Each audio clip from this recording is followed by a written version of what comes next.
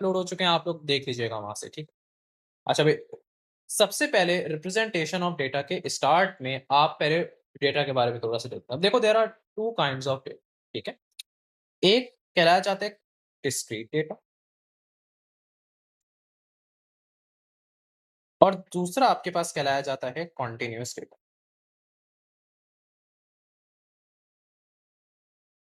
ठीक है? अब डिस्क्रीट डेटा के बारे में मैं यहाँ पे ये बताऊँगा कि आपके पास जैसे कि यहाँ पे डेटा जो होता है ना, सबसे पहली बात कि डेटा आर विद गैप्स। जैसे कि फॉर एग्जांपल नॉर्मल नंबर्स अगर आप देखो, जैसे फॉर एग्जांपल मैं कहता हूँ 1, 2, 3, 4, 5।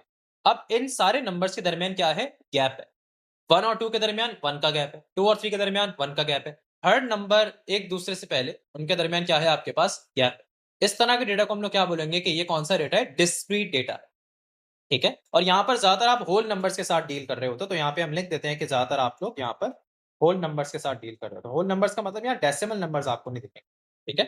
जैसे कि आपके पास जो रियल लाइफ में जैसे एक्सिस्ट करते हैं, for example you go to school 7 days a week, you go to the college 5 days a week, तो 5, 4 ये सारे डिस्क्रीट नंबर्स हैं आपके पास। क्या हैं आपके पास? सारे डिस्क्रीट नंबर्स हैं, ठीक है? और इनके दरमियान क्या होता है? गैप होता है। जैसे फॉर एग्जांपल 5 और 6, अरीब 5 दिन स्कूल जाता है, अलीहा 6 दिन स्कूल जाता है, तो गैप है इनके दरमियान 5 days and 6 days, there is a gap, ठीक है? इसके एक और एग्जांपल अगर मैं बोलूँ तो number of goals scored in a football match. कभी किसी फुटबॉल के मैच में ये देखा है आपने कि scored in a football match, कभी किसी आपने फॉर एग्जांपल एक फुटबॉल का अगर एक मैच चल रहा है, तो कभी किसी टीम का स्कोर आपने 1.5 देखा है? ऐसा कभी नहीं हुआ। या फिर अगर ऐसा होता है फॉर एग्जांपल कोई भी अगर विनिंग टीम होती है, अच्छा फॉर एग्जांपल एक टीम का गोल है 1, तो दूसरी टीम का गोल होगा क्या? 0। या फिर अगर 1-2 है, तो नंबर्स के दरमियान क्या है? गैप्स है। तो यहाँ मैंने क्या बताया? Number of goals scored in a football match. अगर हम इसको मैथमेटिकली देखें, तो आप मुझे एक बात बताओ, जैसे फॉर एग्जांपल एक क्लास होगी 5 से लेके, लेट्स सपोज अगर वो 10 पे एंड हो रही है। एक रेंज है 5 से लेके 10 पे, ठीक है? ये एक रेंज है। जैसे फॉर एग्जांपल मैंने कहा कि ये नंबर ऑफ मार्क्स हैं, तो 5 और 10 के दरमियान स्टूडेंट्स के मार्क्स होंगे, ठीक है? किसी के मार्क्स हो सकता है 7 आए, 8 आए। और अगला मैंने स्टार्ट किया 11 से, तो 11 से लेके लेट्स सपोज अब मैं कह रहा हूँ 15 तक। तो अब आप ये देखो कि पहली क्लास, इसको हम कहते हैं एक्चुअली क्लास इंटरवल, या आगे जाके मैं आपको बताऊँ। तो पहली क्लास इंटरवल 5 से 10 है, तो पहली क्लास इंटरवल एंड किस पे हो रही है? 10 पे हो रही है। अगली किस में शुरू हो रही है? 11 पे। तो 10 और 11 के दरमियान क्या है? 1 का गैप है। तो इस तरह के डेटा को हम लोग क्या कहते हैं कि कौन सा डेटा है? डिस्क्रीट डेटा कहलाया जाए। अब बात किसकी करते हैं? यहां तक समझ आ गया डिस्क्रीट डेटा सबको? कॉन्टिन्यूअस डेटा में क्या होता है? आप यहां पर बोलोगे कि भाई डेटा आर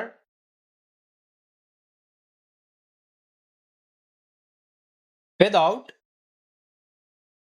विदाउट गैप्स होता है, ठीक है? यहाँ पे कोई गैप नहीं होता, ठीक है? जैसे कि फॉर एग्जांपल अगर मैं बोलूं कि एक नंबर स्टार्ट हो रहा है 1.5 से, या इसकी डायरेक्ट हम क्लास इंटरवल से ही देख लेते हैं। जैसे फॉर एग्जांपल अगर एक क्लास इंटरवल अज्यूम करो कि अगर ये 5 से लेके कहाँ 10 पे एंड हो रहा है, और अगर अगली क्लास इंटरवल ही 10 से स्टार्ट हो रही है, और अगर वो कहाँ पे एंड हो रही है 15 पे, तो आप यहाँ पर एक चीज नोटिस करो कि 5 से 10 है, लेकिन 10 के बाद गैप नहीं है, वो 10 से ही अगली क्लास इंटरवल शुरू हो रही है। यानी कि 10 एक ऐसा नंबर है जो इस क्लास इंटरवल पे भी है और इस क्लास इंटरवल पर भी है। तो इस तरह के डेटा को हम लोग क्या कहते हैं कि ये कौन सा डेटा है? कॉन्टिन्यूस डेटा है, जहां पर क्लास इंटरवल्स के दरमियान गैप्स नहीं होता। डिस्क्रीट डेटा जहां क्लास इंटरवल्स के दरमियान क्या है? गैप है। समझ आ रही है? जैसे 5 से 10 है, तो अगली कहां से शुरू हो रही है? 11। कंटीन्यूअस में 5 से 10 है, लेकिन अगली भी 10 से ही शुरू हो रही है, उसी नंबर से शुरू हो रही है जहां से हमने पहली क्लास इंटरवल को एंड किया था। तो ये कौन सा डेटा हो गया? ये कंटीन्यूअस डेटा हो गया। इसकी एग्जांपल आप लोगों ने वो देखी है, जैसे अक्सर राशन वाले की दुकान पे अगर आप लोग गए हो, तो अक्सर चीनी वगैरह तोलने के नीचे मीटर्स लिखे हुए आते हैं। तो कभी ऐसा तो नहीं होता ना कि फॉर एग्जांपल अगर लेट्स सपोज अगर एक ये फॉर एग्जांपल अगर इसके ऊपर अगर आपने लेट्स सपोज 5 केजी रखा है, ठीक है? आपने 5 किलो तोल के 5 किलो चावल ऐड किए हैं, लेट्स सपोज। अब ऐसा तो नहीं होता ना कि अगर लेट्स सपोज अगर मैं बोलूँ कि यार इसको 10 किलो कर दो, यार मुझे 5 किलो नहीं चाहिए इसको, या 8 किलो कर दो उसको। तो अब जब वो 3 किलो मज़ीद डालेगा, तो ऐसा तो नहीं होगा ना कि 5 के बाद 6 से काउंटिंग स्टार्ट हो जाए। वेट मशीन में 5 से शुरू होती है ना, 5, 5.00, 5.12 सारा ग्राम्स लिखे हुए होते हैं। तो 5 से ही स्टार्टिंग होती है। मतलब क्या हुआ कि एडिशन होती है वेट की, लेकिन उस वेट के दरमियान गैप नहीं होता। आप मज़ीद चावल को ऐड कर रहे हो उसको 8 किलो तक पहुँचाने के लिए, तो उन नंबर्स के दरमियान गैप नहीं आ रहा। वो 5 से ही काउंटिंग को शुरू कर रहा है।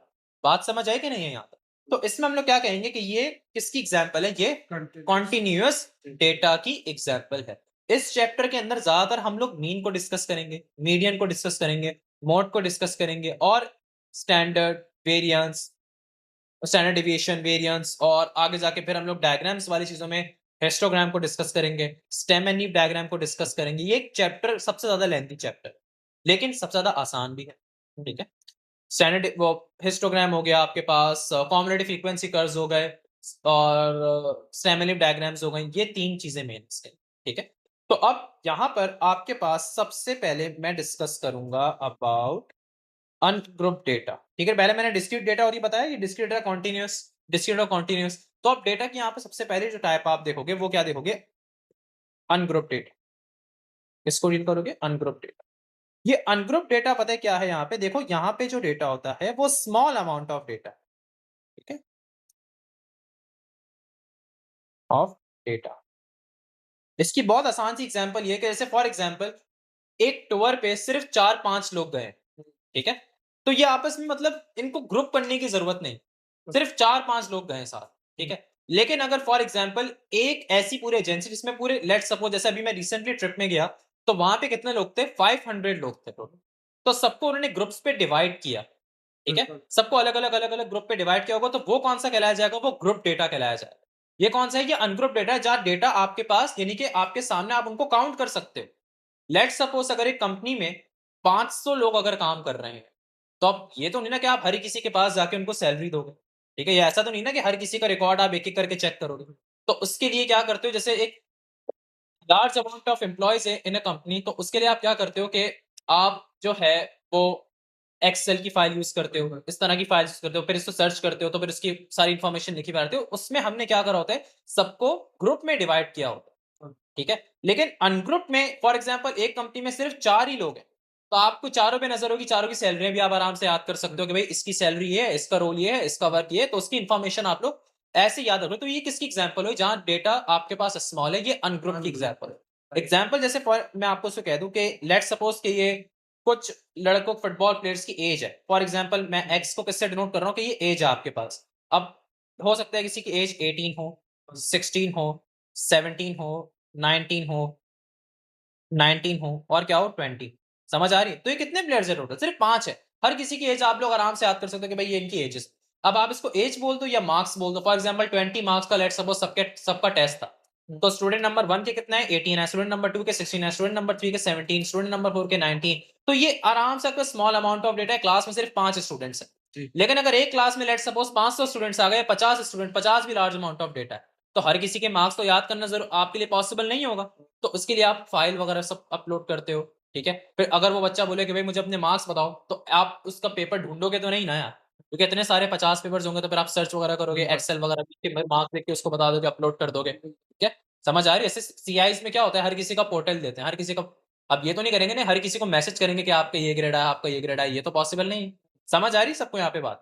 तो अभी हम किससे डील कर रहे हैं? अभी हम स्मॉल अमाउंट ऑफ डेटा से डील कर रहे हैं, जिसको हम लोग क्या कह रहे हैं कि ये कौन-सा डेटा है? अनग्रुप्ड डेटा है। अरे यहाँ तक समझ आया सारी बात? ठीक है। अब सबसे पहली चीज़ जो हम डिस्कस करेंगे, वो हम डिस्कस करेंगे अबाउट द मीन। अब ये मैंने एक्स से सबको डिनोट किया है किसको? एजेस हो सकते हैं, लेट्स सपोज़ ये अभी फिलहाल क्या है? नंबर ऑफ एजेस है या नंबर ऑफ मार्क्स आप कुछ भी कह दो, वो क्वेश्चन आपको बताएगा कि ये क्या-क्या एक्स आपके पास किसको डिफाइन कर रहा है। फिलहाल let's suppose x is the total number of math marks out of 20। तो 5 स्टूडेंट्स हैं, 1 स्टूडेंट के 18 है, 1 स्टूडेंट के 16 है, 1 स्टूडेंट के 17 है, 19 है और 1 के 20 है। बात समझ आ गई? तो अब अगर कोई मुझे इसको बोले कि यार इनका एवरेज निकालो। क्लास में कितने स्टूडेंट्स हैं? सिर्फ 5 स्टूडेंट्स हैं। इन 5 स्टूडेंट्स का क्या निकालो आप? एवरेज निकालो। तो एवरेज निकालने के लिए आपके पास 3 तरीके। सबसे पहली चीज़ आपके पास होता है मीन। नंबर 2 पे आपके पास क्या होगा? मीडियन। नंबर 3 पे क्या होगा आपके पास हम जिसकी बात करेंगे, ठीक है? समझ आ रही? और लेट्स सपोज़ चलो मैं एक स्टूडेंट को और ऐड कर रहा हूँ, उसके मार्क्स लेट्स सपोज़ मैंने कह दिया 16 ही आए। तो अब स्टूडेंट्स कितने हो गए? Total 6 students. अब भी बहुत स्मॉल अमाउंट ऑफ डेटा है, 6 तो स्टूडेंट्स हैं मेरी क्लास के अंदर। यहाँ सब तक बात समझ आ गई? तब मैंने बोला कि भाई ये जो स्टूडेंट्स की परफॉर्मेंस रही है, अब इन सब के स्टूडेंट्स की परफॉर्मेंस का आप एवरेज निकालो।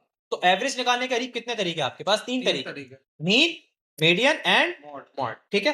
तो सबसे पहला हम बात किसकी करेंगे? हम मीन की बात करेंगे। अब मीन, आप मीन को डिनोट किससे करोगे? देखो हमने x बोला है ना, x यहाँ x से, यानी कि x यहाँ पर क्या है कि ओवरऑल x डिफाइन कर रहा है हर किसी स्टूडेंट के मार्क्स। जैसे फॉर एग्जांपल आप बोलोगे कि भाई x1 क्या है? 18 है, x2 क्या है? 16 है, x3 क्या है? ये सब डिफाइन कर रहे हैं कि x1 ये स्टूडेंट नंबर A है, x2 ये स्टूडेंट नंबर 2 है, इसके 16 है, इसके 17 है, सब इस तरीके से बताया है, ठीक है? Overall x are the number of marks of the students, जिसको हमने बताया, मतलब इससे डिनोट किया हुआ है कि x denotes the number of marks scored by the students. Overall की बात कर रहे हैं x, लेकिन स्पेसिफिकली किसी पर्सन की बात करें तो बोल सकते हैं कि x1 is 18, x2 is 17, x2 is 16, x3 is 17। यहां तक बातें क्लियर होनी। अब मीन को हम लोग डिनोट पता है किससे करेंगे? मुझे मीन किसका निकालना है? मुझे निकालने मीन निकालना है स्टूडेंट्स के जो मार्क्स आए हैं, तो मुझे मीन निकालने उन मार्क्स का। मार्क्स को किससे डिनोट कर रहे हैं? x से। तो मीन को इसका सिंबल पता है क्या होगा? एक्स बार होगा। बात समझ आई? मीन का सिंबल होगा एक्स बार। ये बात याद रखो कि मीन को हम बोलेंगे एक्स बार, ओके? और इसका फॉर्मूला पता है क्या होगा? ई एक्स अपॉन एन। अब आप बोलोगे कि सर ये ई यहां पर क्या चीज? तो ई बेसिकली पता है क्या कहलाया जाता है? ई कहलाया, अब यहाँ पे एन भी लिख दिया मैंने ना, सुनना जरा गौर से। यहाँ पे जो ई एक्स लिखा हुआ है, ई का यहाँ मतलब पता है क्या होता है? ई को हम लोग कहते हैं सबमिशन, या आप इसको सिग्मा बोलो। इसका मतलब ये होता है कि जितनी एक्स वैल्यूज हैं, मीन ई के आगे क्या लिखा हुआ है? देखो ई के आगे क्या लिखा हुआ है? एक्स। इसका मतलब जितने स्टूडेंट्स हैं ना आपकी क्लास में, उन सबका टोटल करना है, उन सबके मार्क्स का आपको क्या करना है? टोटल करना है। हम एवरेज निकालने मीन के थ्रू। ये बात समझ आ गई? तो हम क्या करेंगे यहाँ पर? सबकी वैल्यूज को क्या करेंगे? ऐड कर दो। ये बात समझ आई? एक मिनट। तो हम क्या करेंगे? सबके मार्क्स को टोटल कर देंगे। तो टोटल बहुत आसान हो जाएगा, आपको पता है ई एक्स लिखा हुआ है, ई का मतलब सम करो एक्स का, सम करो सारे स्टूडेंट्स के मार्क्स का। तो क्या हो जाएगा ये भाई आपके पास? 18 plus 16 plus 17 plus 19 plus 20 plus 16, सारे मार्क्स को आपने क्या कर दिया? ऐड कर दिया, ठीक है? And then you divided by n. अब यहाँ पे एन क्या चीज है? कितने मार्क्स हैं? जितने नंबर ऑफ स्टूडेंट्स हैं उतने आपके पास नंबर ऑफ मार्क्स होंगे। 6 स्टूडेंट्स हैं तो 6 पेपर्स आएंगे, 6 मार्क्स होंगे, तो डिवाइड बाय क्या कर दोगे? 6 कर दो। तो ये एक एवरेज निकालने का तरीका है, जिसको हम लोग क्या कहते हैं? मीन कहते हैं, ठीक है? तो उनका आप सम करो, जल्दी से कैलकुलेटर निकालो और फटाफट से हम इसका एवरेज निकाल लें। तो ये अनग्रुप डेटा में मीन निकालने का तरीका है। सबसे पहला ऐड करो, डिवाइड बाय 6 कर दो। 53/3 17.6। तो एवरेज स्टूडेंट की, यानी कि अगर मैं आपसे पूछूं ना कि पूरी क्लास की परफॉर्मेंस बताओ, तो आप पूरी क्लास की उसने बात करी है ना, उसने किसी एक पर्सन के लिए तो बात नहीं किया, उसने पूरी क्लास की बात करी है। ऐसे फॉर एग्जांपल इसकी ये बहुत अच्छी एग्जांपल है कि let suppose Pakistan cricket team में सिर्फ बाबर आजम ने 50 स्कोर किए, बाकी सब टीम के 2 3 2 2 रन है। अब आप लोग, मैं बताऊं कि भाई पूरी टीम की परफॉर्मेंस अच्छी है या बुरी है? ऑफ कोर्स बहुत बुरी है। बाबर आजम के स्कोर से फर्क भी नहीं पड़ता किसी को, ठीक है? क्योंकि अगर मैं आपसे पूछ लूं, लेकिन अगर मैं पूछूं बाबर ने कैसा खेला, तो बाबर ने बहुत अच्छा खेला, लेकिन ओवरऑल टीम ने कैसा खेला? बुरा खेला, बकवास खेला। बात समझ आ रही है आप? तो ओवरऑल टीम की परफॉर्मेंस कैसे निकलेगी? सबको अगर मैं बोलूं कि भाई एवरेज स्कोर बताओ हर पर्सन का, तो हम क्या करेंगे? सबको ऐड करेंगे, डिवाइडेड बाय एन कर देंगे, टोटल नंबर ऑफ प्लेयर्स। समझ आ रही? तो ये एवरेज निकालने का तरीका। तो हम यहाँ पे किसी स्पेसिफिक पर्सन को नोट डाउन नहीं कर रहे, हम पूरी टीम की परफॉर्मेंस, पूरी क्लास की परफॉर्मेंस को देख रहे हैं। So that's called an average. बात समझ आ गई? एवरेज कौन सा वाला? मीन वाला एवरेज, ठीक है? तो एवरेज का जो निकालने का जो पहला तरीका है वो क्या है? मीन। यहां तक बात क्लियर हुई आपको? अलीहान, शरा, सबको क्लियर हो रहा है? यहाँ पे अंशरा आपको हो रहा है क्लियर? 17.7। अच्छा, अंशरा और मरियम रिस्पॉन्ड करो, क्लियर हो रहा है? तो पहला तरीका क्या हो गया आपका? मीन हो गया। अब नंबर सेकंड तरीका जो एवरेज निकालने का है वो क्या है कि आप क्या निकाल दो? आप निकाल दो मीडियन। अब मीडियन के लिए कुछ रूल्स है। पहले मीडियन का यहाँ फॉर्मूला देखो कि मीडियन के लिए हम क्या फॉर्मूला यूज करेंगे। ये भी एवरेज निकालने का तरीका है, दैट इज n+1/2। ये एक ही फॉर्मूला आप लोग को याद है। तो अब n क्या डिनोट कर रहा है? Total number of marks. कितने स्टूडेंट्स ने पेपर दिए, कितने मार्क्स है, कितने मेरे पास पेपर्स हैं, ठीक है? तो यहां पर आप क्या करोगे? सबसे पहले, अच्छा इसका मीडियन निकालने का रूल पता है क्या है? सबसे पहला रूल ये है अपने पूरे डेटा को, डेटा क्या है? Number of marks of the student, number of maths marks of the student. कितने स्टूडेंट? 6 स्टूडेंट्स हैं। तो उन 6 के 6 मार्क्स का मैं क्या करूंगा? सबसे पहले मैं उसे असेंडिंग ऑर्डर में अरेंज करूँ। सबसे पहले मैं किसे असेंडिंग ऑर्डर का मतलब छोटे से बड़ा, या आप डिसेंडिंग में अरेंज कर दो उसको। ठीक है, वैसे असेंडिंग याद रखो। तो असेंडिंग में पहले आप अपने डेटा को, क्योंकि देखो ना पहले 18 आ रहा है, 16 आ रहा है, 17 आ रहा है, 19, तो ये असेंडिंग में तो अरेंज नहीं है। तो मैं पहले इसको असेंडिंग में अरेंज करूंगा। तो सबसे स्मॉलेस्ट यहाँ पर सबसे थोड़े मार्क्स किसके हैं? यहाँ पे आप बोलोगे कि 16 पहले लिखो, फिर 16 लिख दो, फिर क्या लिख दो? 17 लिखो, फिर आप क्या लिख दो? 18 लिख दो, फिर क्या लिख दो? 19 लिख दो, और फिर क्या लिख दो? तो मैंने सबके मार्क्स को असेंडिंग ऑर्डर पे अरेंज कर दिया। ये हो गया सबसे पहला step, arrange your data in the ascending order. ठीक है, नेक्स्ट स्टेप क्या करोगे? अब ये फॉर्मूला अप्लाई करोगे। तो n यहां पर क्या है? Total number of student. तो 6 प्लस 1/2 कर दोगे तो कितना आया? 7/2। इसका मतलब क्या हुआ कि 3.5। 3.5 का मतलब कि 3.5 वैल्यू इज योर मीडियन। अब आप बोलोगे कि सर 3.5 वैल्यू कहां से आएगी? तो पहली वैल्यू कितनी है? 16। दूसरी वैल्यू कितनी है? 16। थर्ड वैल्यू कितनी है? 17। तो अब थर्ड और फोर्थ के बिटवीन पे हम कहें 17.5 इसका, अब 3.5 का मतलब पता है क्या हुआ? 3.5 किन के दरमियान आता है? किन दो नंबरों के दरमियान आएगा? और 18 नहीं नहीं, वैसे थर्ड एंड फोर्थ। और तो इसका मतलब 3.5 का मतलब ये हुआ कि third value plus fourth value and you divided bye. समझ आ गई? थर्ड और फोर्थ के बिटवीन पे देखना है ना। तो थर्ड वैल्यू यहां पर मुझे बताओ क्या है? यहां पे आप बता दो कि बोलोगे सर थर्ड वैल्यू यहां पे नजर आ रही है, दैट इज 17। फोर्थ वैल्यू नजर आ रही है 18। डिवाइड बाय 2 करोगे तो हमारे पास मीडियन आ जाएगा, और मीडियन से हमारा एवरेज कितना निकल रहा है? उससे कितना निकल रहा था? मीन से हमारा 17.66 6 आ रहा था ना, इसको 17.66, जिसको हम लोग राउंड ऑफ कर कर 17.67 कर दें। ठीक, मीडियन से कितना निकल रहा है? 17.5। तो हर एवरेज निकालने के हर तरीके, थोड़ी थोड़ी वेरिएशन है, जैसे मीडियन से 17.5 निकल रहा है। ठीक है, लेकिन क्लोज क्लोज, इस ये क्लोज क्लोज है, ये भी बड़ा बेस्ट तरीका है। ये आप यानी कि क्लोज क्लोज या दूर दूर है, ये सबसे बेस्ट चीज पता है क्या है इसके लिए?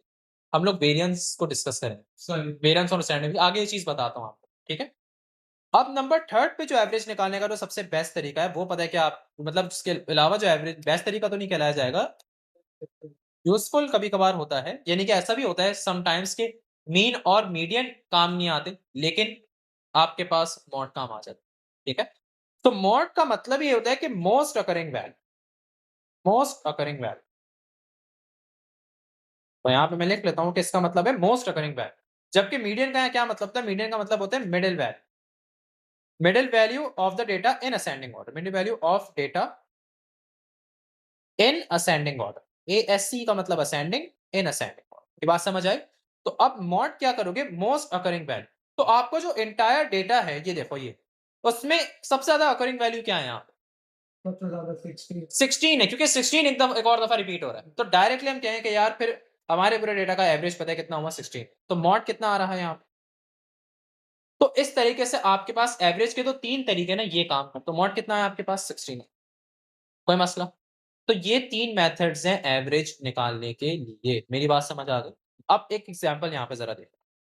लेट्स सपोज मैं यहाँ पे कह देता हूँ कि एग्जांपल नंबर 2, अब ज़रा वैल्यूज़ को ज़रा चेक करना। मैंने कह दिया कि लेट्स सपोज ये अज़्यूम करो कि ये भी नंबर ऑफ स्टूडेंट्स हैं जिनके मार्क्स हैं 18, 17, और ये लेट्स सपोज ये टेस्ट मार्क्स जो है ना, ये टेस्ट मार्क्स आउट ऑफ 100 है। ठीक है, मैंने कह दिया 17, एक क्या है 19, बहुत बुरी परफॉर्मेंस रही ना, एक क्या है 22, और एक के जो एकदम मार्क्स आए ना वो पता है क्या आए? लेट्स सपोज एक के जो मार्क्स आए वो आए हैं 78। तो देख रहे हो, एक के एकदम 78 आए।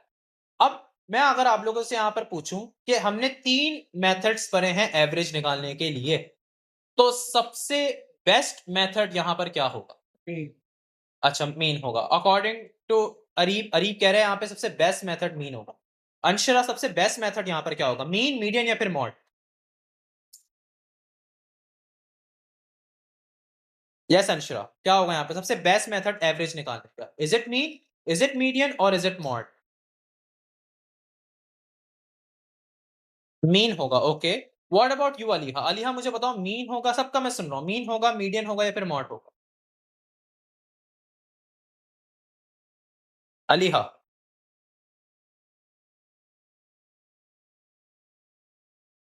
हाँ, मीन होगा। मीडियन होगा। अच्छा, अलीहा कह रही मीडियन होगा। मरियम आप भी बता दो, चलो मुझे मरियम से भी सुनना है। मीडियन होगा, ठीक है। तो भाई सही कौन कह रहे हैं यहाँ पे, मीन होगा या मीडियन? अब मैं बताऊं क्या होगा, मीडियन होगा। मीन नहीं हो सकता। देखो मीन पता है क्यों नहीं हो सकता, क्योंकि देखो एक वैल्यू सबसे हटकर है, और जब मैं मीन निकालूंगा ना, मीन मीन का फॉर्मूला क्या था, एक्स बार से हम इसको डिनोट करते थे, और क्या होता था, सबमिशन एक्स अपॉन एन होता था। तो जब मैं सारी वैल्यूज को ऐड कर रहा हूं ना, सारी की सारी वैल्यूज एक दूसरे से करीब है सिवाय 78 के, तो मीन एकदम इफेक्ट हो जाएगा इस एक्सट्रीम वैल्यू की वजह से, क्योंकि ये सबसे हाईएस्ट वैल्यू और बाकी सारी वैल्यूज से हटके है। देखो ना, सारी वैल्यूज, बाकी चार वैल्यूज एक दूसरे के करीब करीब है, लेकिन 78 सबसे हटके है वैल्यू, सबसे आगे, पता नहीं अच्छे मार्क्स लेकर आ गया बहुत। ठीक है। तो अगर मैं पूरी क्लास की परफॉर्मेंस पूछूं, तो पूरी क्लास की परफॉर्मेंस तो बेकार है ना यार। तो अगर आप मीन निकालोगे ना, मीन पता है क्या करेगा, मीन ये नहीं देखेगा कि एक वैल्यू बहुत ज्यादा हाई है, मीन सारी वैल्यूज को ऐड कर देगा। क्या करेगा मीन? तो ऐड जब करोगे तो एकदम से, जैसे फॉर एग्जांपल तुम 18 ऐड कर रहे हो, 17 ऐड कर रहे हो, 19 ऐड कर रहे हो, 22 ऐड कर रहे हो, एकदम से 78 ऐड कर दोगे, सबसे हाईएस्ट एक्सट्रीम वैल्यू को ऐड कर दोगे, तो इससे तुम्हारा एवरेज पता है क्या हो जाएगा, एवरेज डिस्टर्ब हो जाएगा, एवरेज गलत निकाल के देगा ये तो। एवरेज बोलेगा कि अराउंड, लेट्स सपोज आप लोगों की इतनी परफॉर्मेंस बुरी नहीं रही है, परफॉर्मेंस आप लोगों की अच्छी रही। हालांकि परफॉर्मेंस देखो ना, एक 18 ला रहा है, 17 ला रहा है, सिर्फ एक बच्चे की वजह से तो हम एवरेज डिसाइड नहीं कर सकते। तो एक एक्सट्रीम वैल्यू के लिए आपके पास क्या होगा कि ये जो 78 की वजह से पूरा आपका डेटा क्या हो गया, डिस्टर्ब हो गया पूरा। समझ आ रही है बात? तो मीन विल, क्योंकि मीन सारी वैल्यूज को ऐड कर देता है, तो इसमें सारी वैल्यू जो एक दूसरे के करीब है, तो वो एक्सट्रीम वैल्यू भी साथ उनके साथ ऐड हो जाएंगे, जिसकी वजह से एवरेज आपको अच्छा नहीं मिलेगा। तो mean is not the best method to identify. अब मीन, अच्छा, मॉड की बात करते हैं। मॉड तो कहते हैं मोस्ट अकरिंग वैल्यू, यहां पे तो है ही नहीं कोई मोस्ट अकरिंग वैल्यू। समझ आ रही है? कोई मोस्ट अकरिंग वैल्यू तो यहाँ पे है ही नहीं, तो फिर क्यों मॉड को हम यूज करें?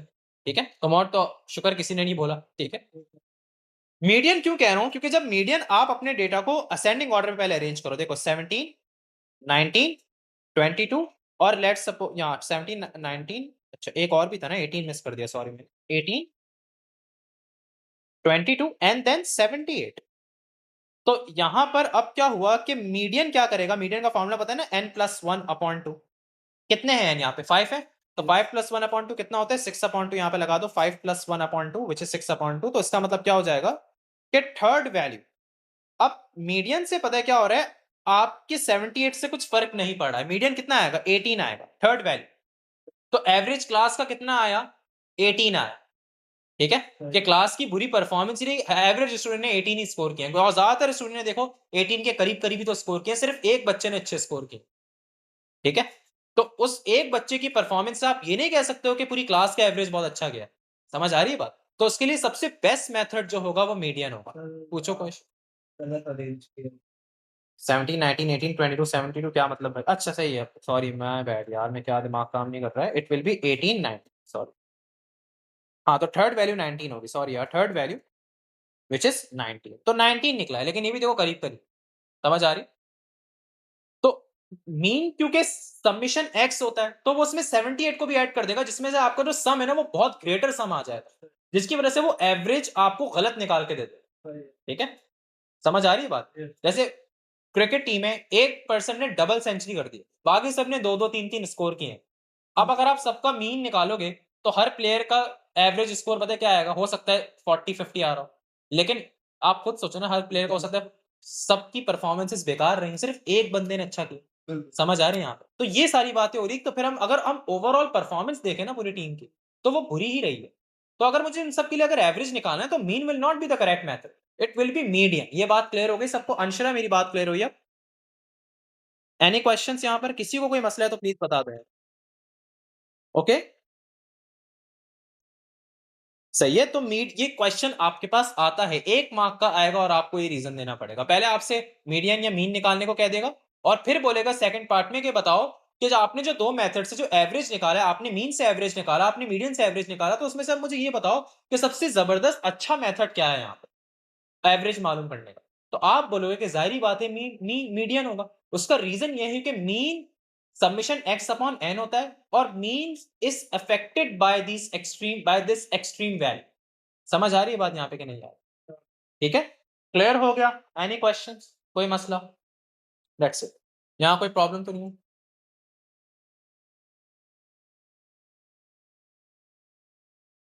वेरी गुड अली और मरियम, जबरदस्त। ठीक है, आगे बढ़ते हैं। अब एक चीज, अजान होगी क्या अभी? वो वाली है। होने वाली है ना? ठीक है, यहाँ तक अभी तक हम लोगों ने कवर कर लिया। अच्छा, अगली चीज़, आपने मीन मीडियन मोड देख लिया, समझ आ गया सब कुछ। मीन मीडियन मोड किस तरीके से मीन निकालते हैं, किस तरीके से मीडियन निकालते हैं, किस तरीके से मोड निकालते हैं, और कौन सा बेस्ट मेथड होता है एवरेज फाइंड आउट करने का, वो डेटा को देख के पता चलता है। ठीक है, तो आपने डेटा को देखा 78 तो बहुत एक्सट्रीम वैल्यू, तो मीन तो डिस्टर्ब हो जाएगा, तो आपने मीडियन बोला कि भाई मीडियन बेस्ट मेथड होगा एवरेज निकाल। सही। ठीक है, यानी कि क्लास का जो एवरेज परफॉर्मेंस है, हर किसी के मार्क्स 18 के करीब करीब आए। सही है, 78 से एक बच्चे के मार्क्स अच्छे आने से ये नहीं कह सकते हो पूरी क्लास की परफॉर्मेंस बहुत अच्छी। बात समझ आ रही? आगे बढ़ जाते हैं। अब हम लोग बात करेंगे spread of the data. Spread बात करेंगे, या उसको हम क्या बोलेंगे, वेरिएंस। वेरिएंस या स्टैंडर्ड डेविएशन, दोनों एक ही चीज है, बस इसमें स्क्वायर रूट वाली चीज है। वेरिएंस और स्टैंडर्ड डेविएशन। मैं यहाँ पे दो एग्जांपल्स आप लोग को देता हूँ। जैसे कि एक एग्जांपल है, थोड़ी छोटी छोटी वैल्यूज लेता है अभी, 2 3 5, लेट्स सपोज मैंने कह दिया 9 और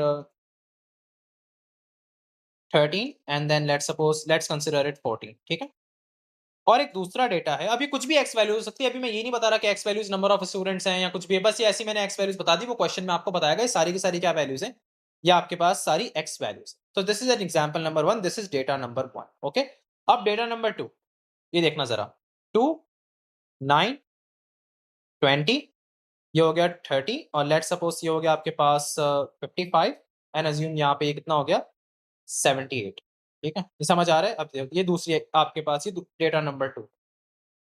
अब यहाँ पे मैं आपसे बोलूं कि कौन सा डेटा ज्यादा स्प्रेड है, तो बताओ, इज इट डेटा नंबर 1 और data number 2? Data number 2। Data number 2 है, क्योंकि डेटा नंबर 2 में आपस में जो वैल्यूज हैं उनके दरमियान ज्यादा रेंज है। जैसे 2 और 9 के दरमियान 7 का फर्क है, फिर एकदम 11 का फर्क आ गया, फिर 10 का, फिर 25 का फर्क आ गया, और उसके बाद 70, यानी कि यहाँ पे डेटा ज्यादा स्प्रेड है, वैल्यूज एक दूसरे से दूर दूर है। जबकि डेटा नंबर 1 को देखोगे तो वैल्यू ज्यादा एक दूसरे से दूर दूर नहीं है, पहले 1 का फर्क है, 3 और 5 में 2 का फर्क है, 5 और 9 में 4 का फर्क है, तो वहां ज्यादा स्प्रेड नहीं है। लेकिन ये ज्यादा स्प्रेडेड है, आपने स्टार्ट 2 से किया लेकिन 78 तक डेटा जा रहा है एग्जांपल नंबर 2 पे। एग्जांपल नंबर 1 पे 2 से स्टार्ट कर रहे हो और वैल्यूज आपस में करीब करीब और 14 तक जा रहे हो।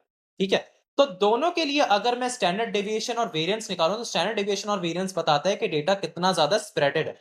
तो स्टैंडर्ड डेविएशन और वेरिएंस निकालने का तरीका मैं बताता हूं, लेकिन दोनों को देख के मैं ये बता सकता हूं कि किसका वेरिएंस ज्यादा होगा और किसका वेरिएंस कम होगा। वेरिएंस और स्टैंडर्ड डेविएशन किसको कहते हैं? स्प्रेड को कहते हैं। तो किसका स्प्रेड ज्यादा है? डेटा नंबर 2 का, तो डेटा नंबर के स्टैंडर्ड डेविएशन, डेटा नंबर 2 का स्टैंडर्ड डेविएशन और वेरिएंस ज्यादा आएगा। बात क्लियर हुई? अलीहा, अंशरा, एनी क्वेश्चंस? सही है। अब स्प्रेड निकालने का तरीका देखते हैं, उसका फॉर्मूला देखते हैं। तो अब ये कुछ नई चीज आपके पास आने वाली है, वेरिएंस का पहले फॉर्मूला देखते हैं। पता है क्या होगा? ई एक्स स्क्वायर अपॉन एन। अब ये ई एक्स स्क्वायर अपॉन एन का क्या मतलब होता है कि आप निकाल रहे हो, सबसे पहले इस चीज का क्या मतलब होगा, इसका मतलब होगा मीन स्क्वायर। देखो एक बात बताओ, ई एक्स अपॉन एन का क्या मतलब होता था कि मीन, मीन ऑफ एक्स। ठीक है, मीन किसका निकाल, जैसे मैंने अभी एग्जांपल में ऊपर बताया था कि जैसे अगर आप ये एक्स वैल्यूज है सारी, इन एक्स वैल्यूज का मीन निकाल, तो ये मीन निकाल रहे हैं हम किसका, एक्स वैल्यूज का। तो इसी तरीके से अगर मैं यहां पर ई एक्स स्क्वायर कर दूं, तो इसका मतलब क्या हो जाएगा कि ये, नहीं नहीं नहीं, अभी वेरिएंस नहीं, सिर्फ एक्स स्क्वायर अपॉन एन पे फोकस करो, कि ये हम मीन निकाल लें एक्स स्क्वायर का। उधर ऊपर वाले एग्जांपल में किसका निकाल लेते, एक्स का निकाल ले, ये किसका निकाल रहे हैं, एक्स का स्क्वायर का, तो उसको हम बोलेंगे मीन स्क्वायर, उसको हम सिर्फ बोल रहे हैं मीन, क्योंकि वो सिंपल सिर्फ एक्स वैल्यूज के लिए। ये किसके लिए है, या आपके पास एक्स स्क्वायर के लिए, तो हम इसको मीन स्क्वायर बोल रहे हैं, क्योंकि सारी एक्स स्क्वायर के लिए आप निकाल दो, तो this is called mean square. सारी उन वैल्यूज का, एक्स की स्क्वायर की वैल्यूज का मीन निकालो। ठीक है, फिर माइनस करोगे किसको, एक्स, एक्स बार के होल स्क्वायर को करो। एक्स बार क्या था, एक्स बार था मीन, जिसका फॉर्मूला क्या होता है, यहां पे आप इसकी जगह ई एक्स अपॉन एन भी लिख सकते हो, क्योंकि एक्स बार ई एक्स अपॉन एन के बराबर था, तो ये कहलाया जाता है मीन। तो वेरिएंस क्या हुआ, mean square minus mean whole square. ठीक है, mean square minus mean whole square. समझ आ गई ये बात, समझ आई? Any questions? तो ये आपका वेरिएंस का फॉर्मूला है। ठीक है, डेटा नंबर 1 का मैं क्या करता हूँ, वेरिएंस निकालता हूँ। लेट्स फाइंड द वेरिएंस, ठीक है, ऑफ डेटा नंबर 1, ये वाला पहले एग्जांपल का, ठीक है। तो अब मीन स्क्वायर का देखो अब यहाँ मतलब क्या होगा, यहाँ EX स्क्वायर लिखा हुआ है, ऊपर EX लिखा हुआ था, तो EX का मतलब क्या हुआ कि सारी X की वैल्यूज को तुम लोग ऐड करोगे और डिवाइड बाय n कर दोगे, विच इज मीन। समझ आ रही है? EX स्क्वायर का मतलब क्या हुआ कि सारी X वैल्यूज जो हैं उनको स्क्वायर करके ऐड करो। नहीं आई मेरी बात समझ में? सारी जो X वैल्यूज हैं उनको क्या करोगे, स्क्वायर करके ऐड करोगे। सो दिस विल बी, देखो ये 2 3 5 9, मैं एग्जांपल नंबर 1 का बता रहा हूं। सो इट विल बी 2, जैसे अगर EX होता तो हम इसको ऐसे करते 2 + 3 + 5, अगर ये EX होता, ठीक है। लेकिन मुझे बताओ अभी क्या लिखा हुआ है, हमें तो मीन स्क्वायर देख रहे हैं, तो सब वैल्यूज का स्क्वायर करो। समझ आई बात? सब वैल्यूज को स्क्वायर करोगे, फिर इनको ऐड करोगे, divided by total number of n। कितने वैल्यूज हैं? 2 3 5 9 13 14, कितनी वैल्यूज है? 6 वैल्यूज है। You divided by 6। बात समझ आ रही है यहां तक? You divided by 6 and then minus क्या कर दोगे, माइनस कर दोगे आप मीन। अब मीन कैसे निकाल दोगे, मीन अलग से आप लोग निकाल लो, तो मीन निकाल के उसका होल स्क्वायर कर लोगे। एक्स बार यहां पे निकाल लो, किस तरह निकल देता है एक्स बार, निकाल लो 2 + 3 + 5 + 9, यहां पे लिख देता हूं, बल्कि ब्रैकेट के अंदर ही मैं लिख देता हूं कि यहां पर आप लोग 2 + 3 + 5 + 9 + 13 + 14 and then you divided by n, ठीक है। यहां पे मैं एक मिनट स्क्वायर ब्रैकेट लगा देता हूं। समझ आ रही सारी बातें? अंशरा आपको क्लियर हो रही है? अभी तक आसान लग रहा है review? u divided by n, okay, so u divided by n, तो you डिवाइडेड बाय 6 और इसका कर दोगे होल स्क्वायर। ये बात समझ आई? अच्छा, यहां एक स्टूडेंट्स को बहुत कंफ्यूजन रहती है, वो कहते हैं कि सर EX स्क्वायर जो आपने निकाला है, आपने सारी वैल्यूज को स्क्वायर किया और ऐड किया। आपने 2 square plus 3 square plus 5 square plus 9 square plus 13 square plus 14 square करके आपने ऐड किया, u divided by n which is 6 minus mean का होल स्क्वायर, यही किया आपने, ठीक है। यहां पे कुछ स्टूडेंट्स कहते हैं कि सर अगर EX स्क्वायर निकाल रहे हैं, मैंने बताया कि EX स्क्वायर का मतलब सारी X वैल्यूज को अलग अलग स्क्वायर करके ऐड करो। तो कुछ स्टूडेंट्स ये हरकत भी करते हैं, कहते हैं सर EX स्क्वायर लिखा हुआ है ना, तो सर हम इसको ऐसे नहीं कर सकते 2 + 3 + 5 + 9 + 13 + 14 और फिर इसका डायरेक्टली होल स्क्वायर कर दो। ये मत कर, ठीक है। EX स्क्वायर का मतलब ये होता है कि आप हर किसी X वैल्यूज को स्क्वायर करोगे, इनको ऐड करोगे, divided by n। Individually square करके ऐड करना और होल स्क्वायर एक साथ होल स्क्वायर करके एक साथ ऐड करके होल स्क्वायर करना, ये दोनों अलग अलग बात। यानी कि अगर आप इसको ऐसे करोगे ना तो ये गलत हो जाएगा, ठीक है। EX स्क्वायर का मतलब ही, क्योंकि अगर आप डायरेक्टली ऐड करके इसका होल स्क्वायर निकालोगे ना, this will give the different answer as 2 square plus 3 square plus 5 square plus 9 square plus 13 square plus 14 square. क्योंकि जो ऊपर वाला ये सही मेथड है, क्योंकि जो ऊपर वाला जो मेथड है ना, उसका मतलब हुआ EX का होल स्क्वायर, जबकि आपने क्या निकाला है, आपने EX स्क्वायर निकाला है। सो दे आर नॉट आइडेंटिकल। बात समझ आई यहां तक? ये दोनों सेम नहीं, अलग अलग स्क्वायर करके ऐड करना और होल स्क्वायर करना, they both are not the same thing. ये सबसे कॉमन मिस्टेक है जो स्टूडेंट करते, तो ये मत करना आपको, सही है।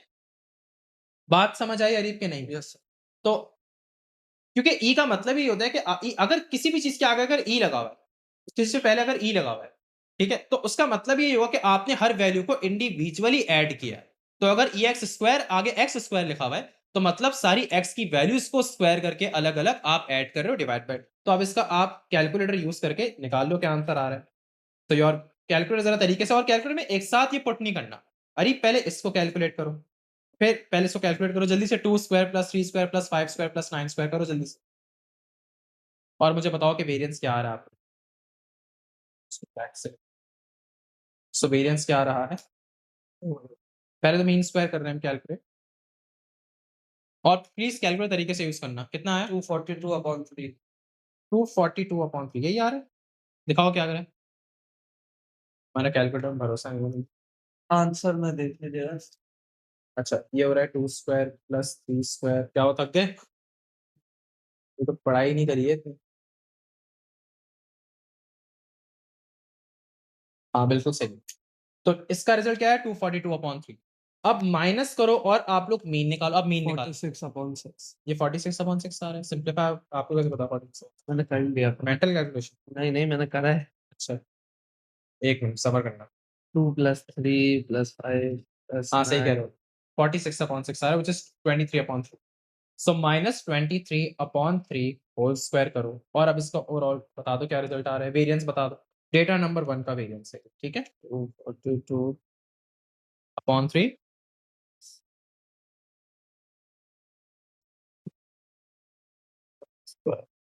सर 197/9 क्या आ रहा है?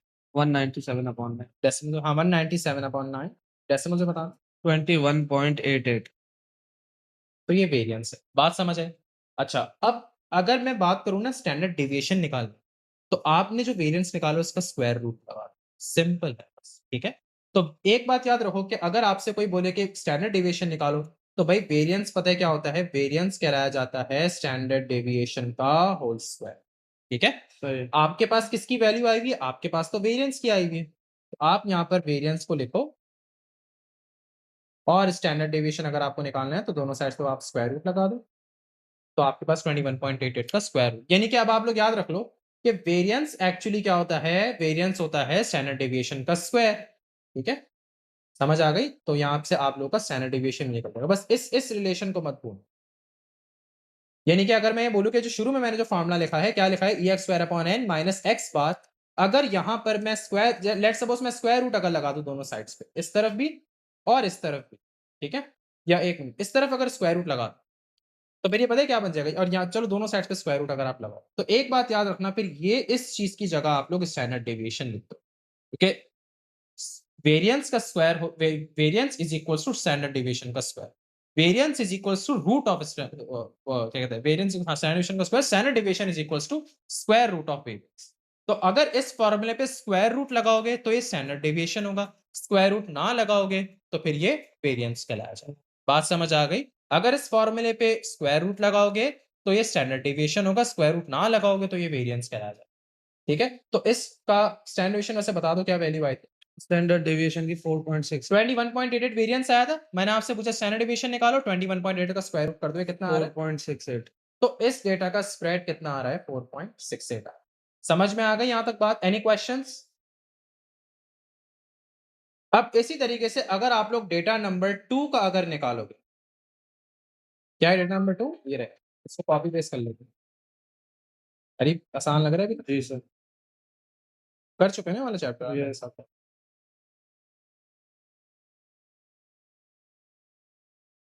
ये वाला, ठीक है?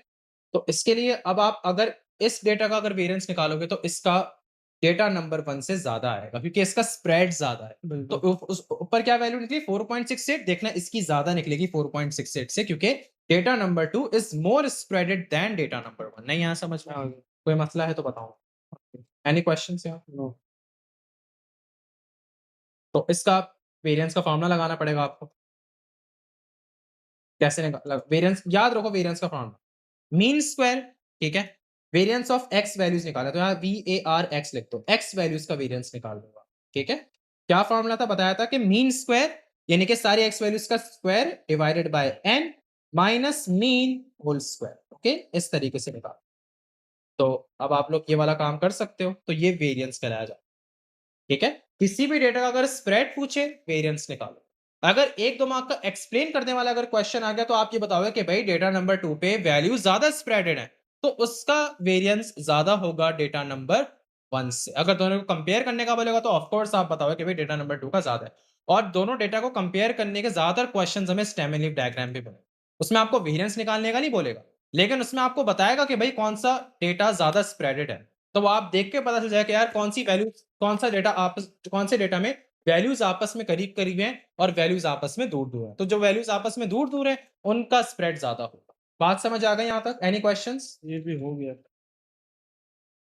ये भी कर। अलिया समझ आ रहा है यहाँ तक? S1 अभी तक आसान लग रहा है या कुछ पार्ट में आप लोग अटके हुए हो? यस। एनीवन जिसको प्रॉब्लम है? Hello anyone? मरियम समझ आया? अलिहा समझ आ गया? ठीक है? तो अभी तक आज की क्लास में हम लोगों ने मीन, मीडियन, मोड, एवरेज के बारे में डिस्कशन कर दी, discrete data, continuous data, ungroup data के बारे में पढ़ा, ग्रुप डेटा के बारे में पढ़ा, सब चीज़ें हम लोगों ने यहाँ पर अभी तक डिस्कस करी। वेरिएंस तक कर लिया, ठीक है? यहाँ तक सब कुछ हो गया। तो ठीक है भई, तो ये आपके पास अच्छा टाइम कितना रह गया यार मेरे पास? 7 बजे की दूसरी क्लास है मेरी। हाँ, आपको निकलना है? हाँ। चलो लेकिन फिर अच्छा नेक्स्ट क्लास से हाँ, ठीक है कर लिए। चलो हम अभी यहीं तक रखते हैं एंड देन इंशाल्लाह हम लोग फिर इसको नेक्स्ट क्लास में कंटिन्यू करेंगे, ठीक? तो चलो that's it for today guys. Yes, yes कौन बोल रहा है?